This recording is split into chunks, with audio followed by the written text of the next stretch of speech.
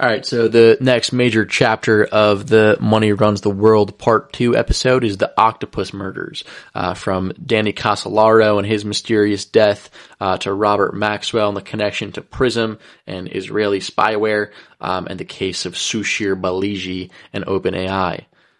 So if last section was about the war machine, we just talked about the Middle East control system and what the U.S. and Israel and other Western interests did to Iraq, Libya, Syria, Iran, and the overall oil, banking, intelligence, propaganda networks. This next part is about the information machine, because once you understand the post 9/11 blueprint, you realize that the empire doesn't just run on bombs anymore. It now runs on software, data, surveillance systems, AI models, hidden databases, black budget partnerships, private tech companies doing public intelligence work with plausible deniability. As Charlie Kirk once said, the most important faction of government in the United States right now is in Silicon Valley, not DC. The old empire needed oil fields. The new empire needs data fields. And that brings us to one of the strangest cases in Silicon Valley. My boy, Suchir Balaji, the former OpenAI engineer who became a whistleblower and then was found dead a few weeks after blowing the whistle to the New York Times. So part one, the Suchir Balaji case that feels wrong because it is. And I gotta be a little careful here. You know, I'm not saying I know exactly what happened. I'm just saying that the official story does not satisfy the pattern at all. Obviously there's the iconic clip, maybe infamous clip of Tucker Carlson accusing Sam Altman of murder live on air. We're gonna get into this case. Because Balaji was not some, random online critic. He was a high-level genius engineer at OpenAI. He was close to the machine. He understood all the data pipelines. He understood how these models were trained. And then he leaves the company over ethical concerns. So he leaves the company over ethical concerns. And then in October 2024, he blows the whistle, speaks publicly to the New York Times, and criticizes OpenAI's use of copyrighted material. He becomes tied to major litigation and is potentially going to be a useful witness. He's going to be the star witness. He was going to be the star witness in $1 billion lawsuit against OpenAI is what he was going to be. And he probably had the potential to destroy the entire company of OpenAI. He could have took down Altman's entire empire, because the copyright claim was probably just the tip of the iceberg. They were doing vastly illegal shit at OpenAI, and he was going to blow the whistle, and he was going to take down the 800, I believe they're valued at $850 billion. He was going to take down their entire empire. He could have. He was going to be the star witness in major litigation cases. But let's get into the facts of the case. Timeline, some of these coincidences in the timeline, it's enough to do more than just raise eyebrows.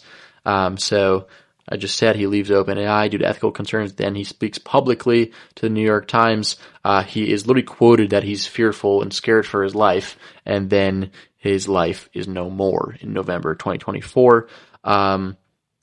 And then let's add in the family's claims that there is blood pattern inconsistencies. There's literally blood splattered in 3 different rooms in his hotel. They want us to believe that he committed suicide, yet there's blood in 3 different rooms in his hotel. There's random wig hair in the apartment. The bullet angle is downwards. The security camera wasn't working because the wires were allegedly cut.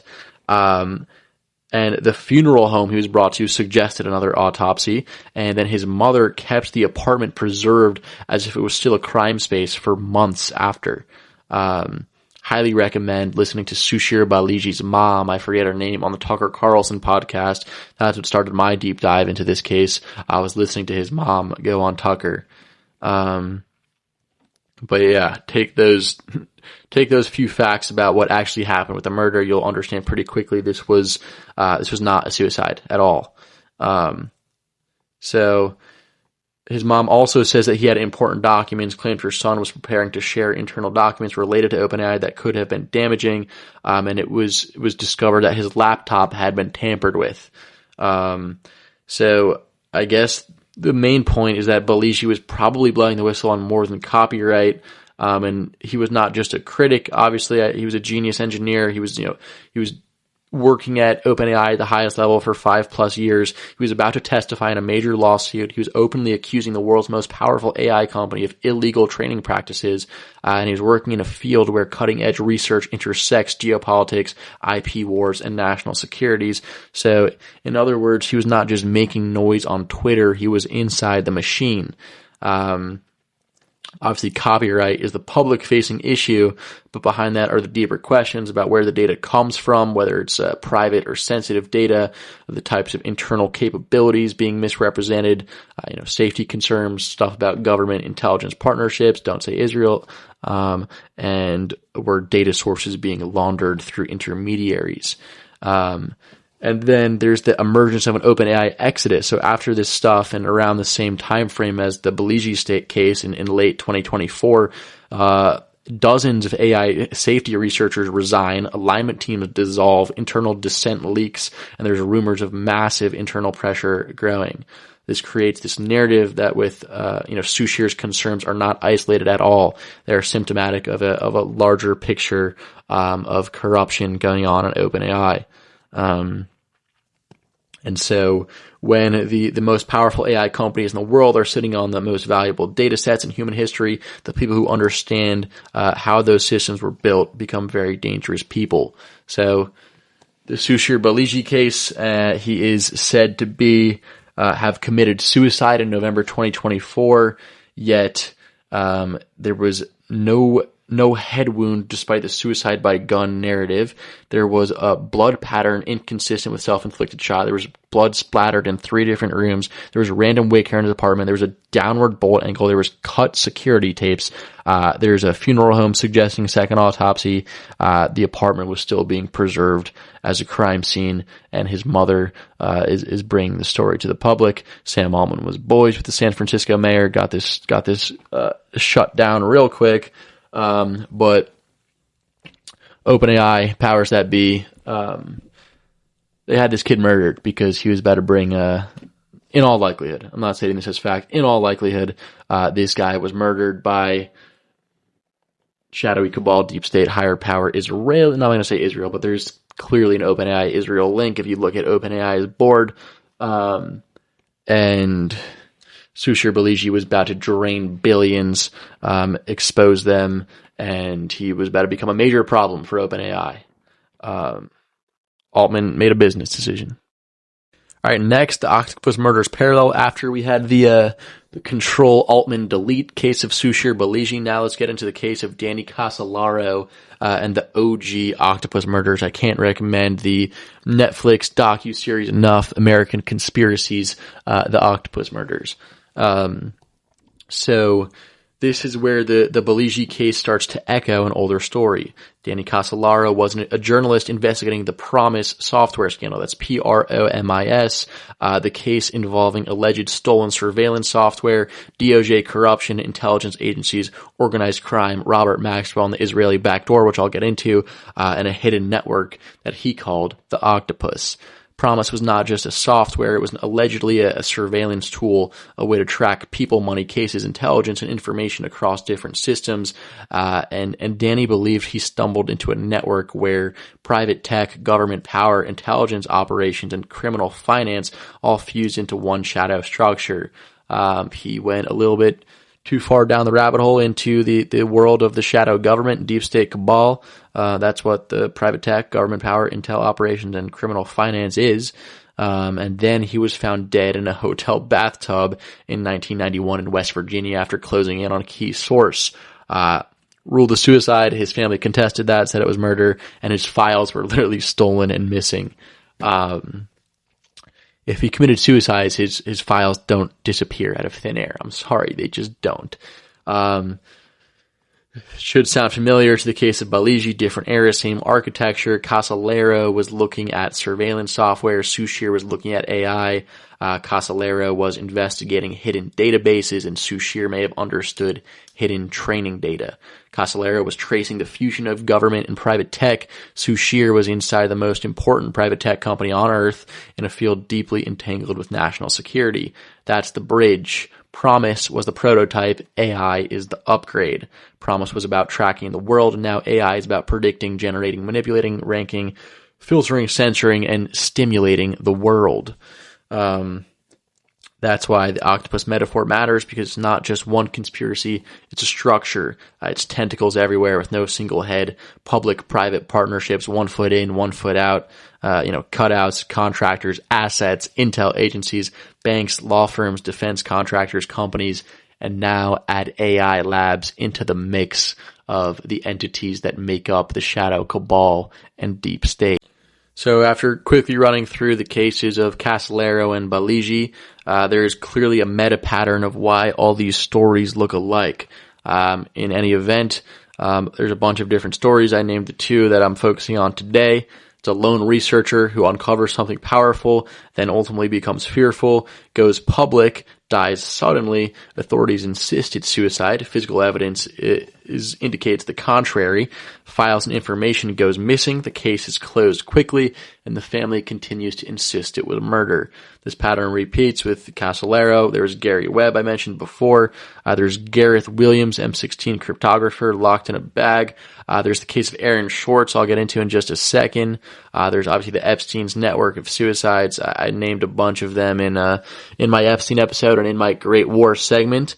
I'm considering doing either a full episode or maybe at the end of this episode, the list of the Great War, the sinister system versus human flourishing, and just going over all of the martyrs, all of the people that, this quote unquote deep state. I don't know if they're all deep state, government orchestrated deaths, but there's a lot of whistleblowers, a lot of martyrs, a lot of people who want to upgrade civilization, whether it be, political for world peace or African sovereignty or, anyone who wants sovereignty, peace, free energy, anyone who wants good things for humanity at a large scale, and when they become powerful enough, they end up dying, unfortunately. Other crypto founders I talked about, the case of Nikolai Mushegian, Tavakoli, Popescu, and then there's obviously John McAfee as well. But there's a structure to the silencing of people who wander into too powerful systems, and the key phrase is that they are small enough to silence and big enough to threaten. Casolaro was not the most famous journalist in America, but he was pulling on the right thread.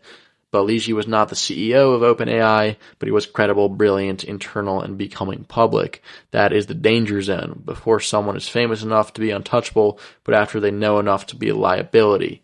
On that scary sentence, I've said it before, as I continue my podcasting career, I'm low-key willing to be an intelligence asset. I would rather be briefed on a lot of the no-go topic lists than continue to talk about things that might put me in danger one day. So I'm down to be briefed on topics I should not talk about and potentially become an intel asset one day in my life, and that's a disclaimer that I have to put out there. I'm sorry. But case of Aaron Swartz, thankfully this case was actually a suicide as opposed to a deep state hit like so many others. But the Swartz story is important for many reasons. He was an internet prodigy and open access activist who co-created the RSS and helped build Reddit. In 2010, 2011, he downloaded millions of academic articles from JSTOR via MIT's network to liberate paywalled knowledge. This was an act of civil disobedience against information hoarding. But federal prosecutors hit him with 13 felony counts under the Computer Fraud and Abuse Act, threatening up to 35 years in prison and over millions in fines, despite JSTOR and MIT not wanting him aggressively pursued. So even though academic institutions like MIT and JSTOR said, please don't prosecute him to the fullest extent, the federal government gets involved because we have a kid leaking knowledge to the public, and he's hit with 30 years in prison and millions in fines. So after he was faced with these, aggressive prosecution by U.S. Attorney's Office, Swartz endured surveillance arrest and immense legal stress. He expressed deep fear and despair, and on January 11, 2013, at age 26, he was found dead by suicide. It was a hanging in his Brooklyn apartment. Many, including his family, viewed the government's relentless pursuit as a contributing factor, a modern example of a lone activist crush for challenging information gatekeepers. It's a very sad story. You have an absolutely brilliant kid who tried literally just leaking paywalled knowledge to the public. That should not be 30 years in prison. It should not cause him to commit suicide, but it did, because we live in a system where certain knowledge is not allowed to be accessed. And so, like Casolaro and Balaji, Schwartz was a brilliant insider and outsider who exposed how power controls access to knowledge and data. His case reinforces this pattern that, if you threaten entrenched systems of information asymmetry, you're going to face existential, legal, or personal pressure, and then there's going to be a sudden death with lingering questions about justice and motive. It became a rallying cry for prosecutorial reform and open access. So, quick shout out to the late Aaron Swartz, an absolute genius who just wanted to liberate paywalled knowledge. And likely committed suicide because he was facing 30 years in prison. Let's get into the Octopus murders continued with Robert Maxwell, the PROMIS scandal, and the Octopus connection. This is where the story gets much darker because before Jeffrey Epstein and Glazane, before the modern blackmail industrial complex, the BIC, there was Robert Maxwell. He was not just a media tycoon, he was an intel agent for the Mossad, for KGB, for M16, notorious triple agent in Britain, Israel, Eastern Europe. He was also involved in the worlds of finance and publishing, owning the American media textbooks via Macmillan, and obviously international espionage. But according to some of the most explosive allegations in the entire PROMIS saga, Maxwell became the global salesman for a compromised version of this software. PROMIS started as a DOJ case management tool created by Enslaved. And so on paper, it was legal software. But the allegation is that it was stolen, modified, weaponized, and sold around the world with a hidden Israeli backdoor for Israel to steal secrets, giving intelligence services access to whatever government, banks, law enforcement agencies, and institutions were running it. This is why PROMIS matters, because it was not just a software, it was the early operating system of the surveillance state. And Maxwell's alleged role was to distribute it globally, including, according to reporting and later investigations, to extremely sensitive institutions. I believe they were handing out laptops at U.S. nuclear labs like Los Alamos and Sandia, and whatever they bugged the U.S. nuclear labs with compromised PROMIS software and Israeli backdoors, allowing for Israel to steal United States nuclear secrets, as the story goes. And so, this gave, foreign intelligence agencies access to classified scientific and national security data, aka Israel stealing U.S. nuclear secrets. And it's no mystery, it's no coincidence that Epstein's Zorro Ranch sat right next to Los Alamos and Sandia Laboratories in rogue part of New Mexico, is what's called the nuclear corridor. Epstein put his ranch right there in New Mexico as a kind of a secret nuclear science honeypot operation. It was clearly there for reasons of foreign espionage. And so that brings us to Danny Casolaro, because Casolaro started digging into this PROMIS software and realized it was not just software theft story. It's connected to everything.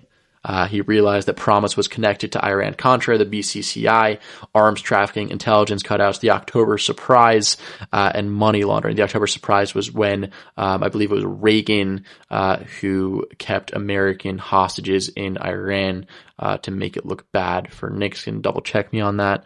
But Casolaro realized it was connected to all this crazy stuff: money laundering, drugs, blackmail, private corps acting like extensions of state power, and he was deep in the webs of the shadow cabal and the deep state operating system. He was deep in the webs of Robert Maxwell's PROMIS Israeli spyware, and he called the whole thing the Octopus, because every time he followed one tentacle, it led to another.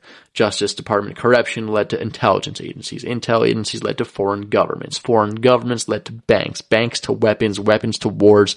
Wars back to software surveillance and black budget finance. It was this octopus. The tentacles are all over the place. The deep state cabal's never letting Casolaro in. They're killing him before he gets too deep. And then in August 91, he goes to Martinsburg, West Virginia, reportedly to meet a source, and is found dead in a Sheraton hotel bathtub, wrist slashed repeatedly. Authorities called it suicide, but his family says no chance it was suicide. His notes were taken and missing. That's the most important thing from the Danny Casolaro case. He obviously had, his multiple briefcases with him, lots of files in the pre-internet era. All of his stuff was on paper. all of his stuff was gone after he was dead. Hotel room cleaned, according to the National Archives write-up. Casolaro had literally warned friends beforehand not to believe if they were told he killed himself. A very eerie warning from Mr. Casolaro. So that is the Robert Maxwell, Israel, don't say Israel, Casolaro connection in a nutshell. And I can't just say Israel because obviously Maxwell's also working for M16 KGB, but the most pronounced recognized version is that PROMIS was an Israeli backdoor spyware, and it seems to be inextricably linked to the case of Danny Casolaro. Maybe or maybe not inextricably linked to the death of Danny Casolaro. But Maxwell is alleged to be one of the men moving the compromised software through the world. Casolaro is obviously the journalist trying to expose the network behind that software. PROMIS is the weapon, Octopus is the system. And this is why this matters for the Suchir Balaji aspect, because PROMIS was the old model. Steal the software, install the backdoor, sell it to governments, steal nuclear secrets, quickly siphon the data. But AI is now the new model. Scrape the world, train the model, centralize the intelligence layer, and make every person, company, government, and culture dependent on the machine. PROMIS was surveillance, AI is surveillance, plus prediction, plus persuasion. So when a whistleblower dies near the center of a powerful tech scandal, people are not crazy for seeing the pattern. Casolaro was chasing the software layer of the old deep state, and now Balaji may have been standing inside the software layer of the new one. It's the same beast, but it's a different interface.